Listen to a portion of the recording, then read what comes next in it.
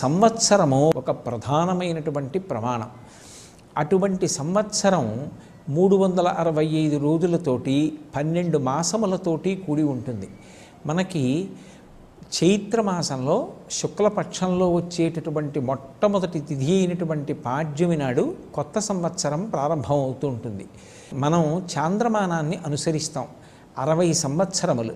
ఈ 60 సంవత్సరములే మళ్ళీ వృత్తంగా తిరుగుతూ ఉంటాయి. అందులో మొట్టమొదటి నెల అయినటువంటి చైత్రమాసంలో మొట్టమొదటి పక్షమైన శుక్లపక్షంలో మొట్టమొదటి తిథి అయినటువంటి పాడ్యమి నాడు కొత్త సంవత్సరం ప్రారంభమవుతుంది.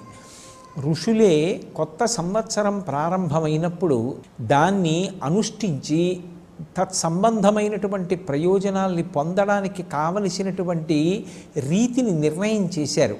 మనం సంవత్సరాన్ని జరుపుకోవడం ఒక ప్రత్యేకమైనటువంటి విధానంలో